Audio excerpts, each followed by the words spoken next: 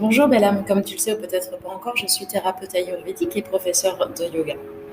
Je te propose un podcast par semaine sous la forme de sujets ayurvédiques et de santé bien-être pour te permettre de découvrir cette science, la pratiquer et l'adopter dans ton quotidien pour une meilleure hygiène de vie et une bonne santé.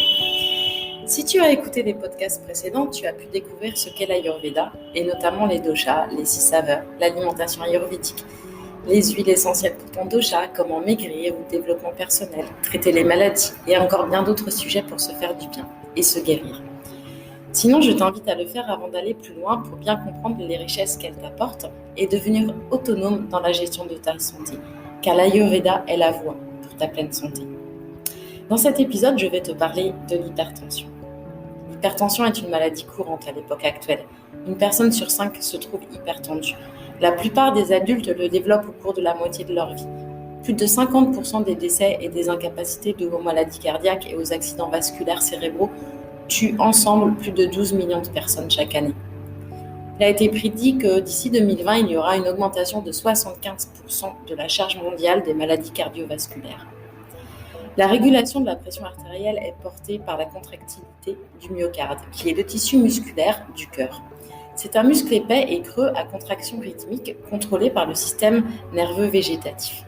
Il est une pompe en continu et éjecte le sang, aide à maintenir une pression artérielle normale. Dans l'Ayurveda, la régulation de la pression artérielle peut être comprise par les fonctions de Pranavayu, Vyanavayu, Sadaka Pitta, Avalambaka Kapha, Ratsa et Rakta. Donc Ratsa le sang et Rakta le plasma. Dhatu, tissus qui sont situés au niveau du cœur. La vitiation de Vata, Pitta et Kapha sont les facteurs primordiaux et affectent la pression artérielle. La vitiation de Kapha, le sous-dosha, notamment le sous-dosha Avalambaka Kapha, augmente la force cardiaque, mais en raison de la lenteur du Kapha, elle diminue le Kapha. Et d'autre part, la vitiation Pitta, Sadaka Pitta, le sous-dosha de Pitta, et Vata, dont Vyanavata, le sous-dosha de Vata, augmente la pression artérielle. L'Ayurveda croit que le Ratsa, donc le tissu nommé plasma, est le moyen de circulation et non pas le sang. L'origine de l'hypertension n'est pas claire. Cependant, il existe de nombreux facteurs prédisposant à l'hypertension, comme la consommation d'alcool, l'apport de sel trop important, un style de vie sédentaire, un stress mental, de la tension physique, la variation saisonnière, le diabète, l'obésité, qui sont toutes des maladies en fait précipitantes pour former une hypertension. Donc le processus de formation de l'hypertension dans l'Ayurveda, comme je vous le disais, c'est la consommation excessive de sel ou d'alcool, des régimes trop huileux, de dormir le jour, qui conduit en fait à vicier le sang. La surutilisation du sel, de l'alcool vicie le Sadaka Pitta et le sang. Les habitudes sédentaires vicient l'Avalambaka Kapha et le stress psychologique induit la viciation du Pranavayu, ce qui en fait vicie le cœur et ses composants. Donc ce dernier induit une contractilité exagérée du cœur, tandis que Vyanavayu entraîne une augmentation de la vitesse et la force d'éjection du sang du cœur. Donc ces événements entraînent ensuite une expulsion forcée du sang par les vaisseaux sanguins, conduisant ainsi à une résistance accrue des vaisseaux, assurant une pression artérielle élevée. Donc la symptomatologie, que l'on appelle lakshana en Ayurveda, c'est que l'hypertension est asymptomatique dans la plupart des cas. Mais les symptômes peuvent être observés dans l'hypertension accélérée ou soutenue ou maligne, comme les maux de tête, la fatigue, l'irritabilité, l'augmentation de la température corporelle, c'est-à-dire la fièvre, des étourdissements, des vomissements ou l'altération de la conscience.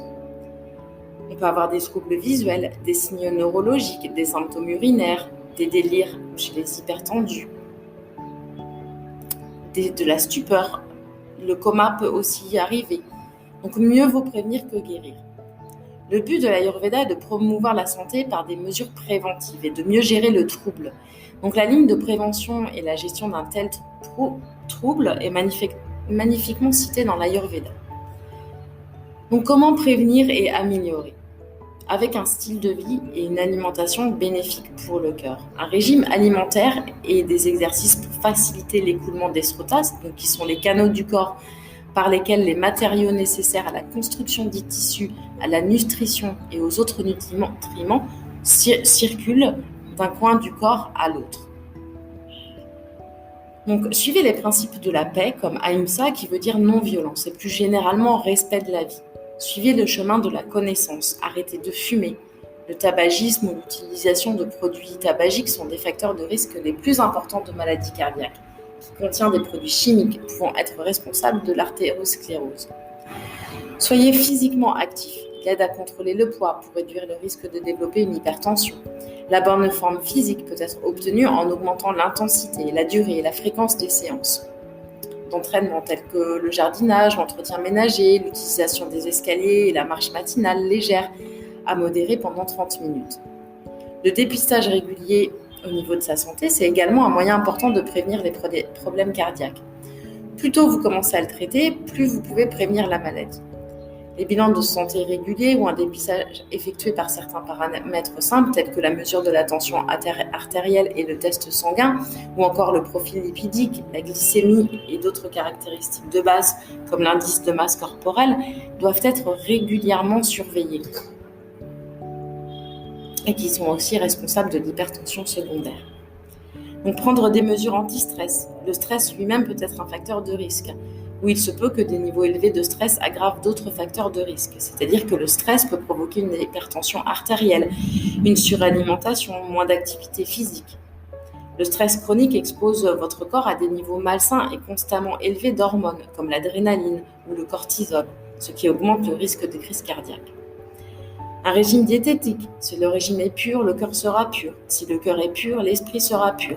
Si l'esprit est pur, l'intellect sera pur. Comme la nourriture ainsi que l'esprit, comme l'esprit ainsi que l'homme. C'est une citation de la Bhagavad Gita au chapitre 4. Donc consommer des fruits, des pommes, des citrons, des raisins, de la papaye, de l'orange sont une source élevée de vitamines et de minéraux avec peu de calories. Manger beaucoup de fruits et des légumes verts pour contrôler son poids et sa tension artérielle.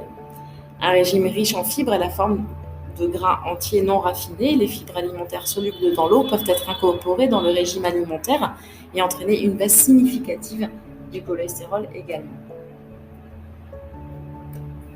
Les acides gras, comme les oméga 3, peuvent être obtenus en mangeant du poisson, au moins 2 fois par semaine. On évitera les boissons et les aliments contenant du sucre ajouté, bien évidemment. On évite le surdosage de sel ou on suit un régime pauvre en sel. On fait un apport régulier de certaines vitamines et de minéraux qui peuvent être associés à un cœur sain, comme le chrome, le sélénium, la vitamine C ou encore le calcium. On consomme du buttermilk, de l'eau avec du lait caillé, du vinaigre, de l'huile de sésame ou de l'olive. Donc l'Ayurveda peut contribuer de manière significative aux états hypertensifs chroniques, là où les facteurs déclenchants sont l'hyperlipidémie, l'obésité et d'autres problèmes de style de vie. La prise en charge de cette condition est fonction de la prédominance de dosha, de l'intensité des symptômes et des lésions pertinentes des organes cibles impliqués dans la pathogénèse.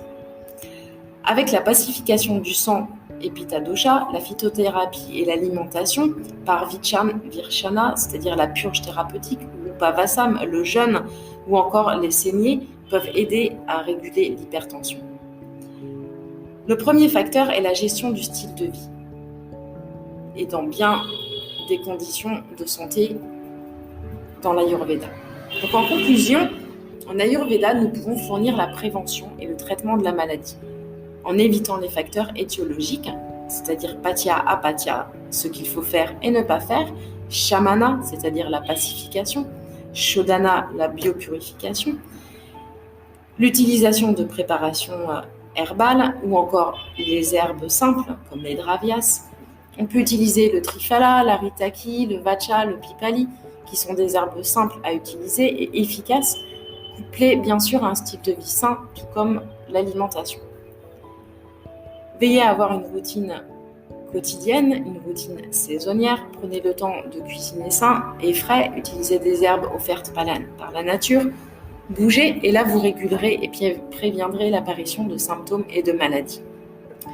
Prenez aussi soin de votre mental en évitant les conflits, en apprenant à réguler vos émotions par la méditation, la pratique du yoga et du pranayama. Il n'y a pas de miracle, il faut se prendre en main pour éviter l'apparition de maladies ou les minimiser si elles sont déjà là. Cela demande une petite discipline de mise en route au départ, mais pour tellement de bénéfices, et en évitant un maximum les médicaments allopathiques. À vous de choisir. La prise de médicaments sans prendre réellement les facteurs d'origine à bras-le-corps, alors c'est sûr, c'est plus facile, rien à faire, juste à avaler sa petite pilule. Ou alors prévenir et minimiser l'hypertension en chérissant son style de vie et la gestion de sa santé. Bien sûr, ça demande un peu de discipline, mais dans la vie, on n'a rien sans rien, n'est-ce pas ? L'important est de trouver sa zone de confort dans la mise en place de l'Ayurveda dans sa vie, pour en tirer un maximum de bénéfices au naturel. Et je vous jure, ça vaut le coup. Je suis là pour aider les gens à se reconnecter à leur essence, à la force la plus grande qui existe, l'amour et l'amour de soi. J'aide les gens à prendre en main leur santé au naturel grâce à l'Ayurveda, grâce à la culture spirituelle et à la science de l'Inde, qui nous aide à reconnecter à notre vrai soi, au qui je suis. J'aide aussi les gens à utiliser leur boussole intérieure pour s'aider soi-même et aider les autres à travers le yoga, l'Ayurveda et les retraites en Inde. Alors si ce podcast vous inspire, que vous souhaitez vous éveiller personnellement, comprendre ce que vous vivez, qui vous êtes et reconnaître votre valeur, rejoignez-moi sur mon groupe Facebook Inde, les clés du bonheur. Je vous parle d'Ayurveda, de yoga, de rituels, de recettes ayurvédiques, de mes retraites spirituelles de yoga et d'Ayurveda en Inde et d'autres astuces si utiles à notre bien-être. Et si vous avez envie de voyager en Inde, d'où nous viennent toutes ces richesses, rejoins-moi sur ma page Facebook Inde, le voyage authentique et sur Instagram. Merci pour votre écoute et surtout, prenez soin de vous, belle âme.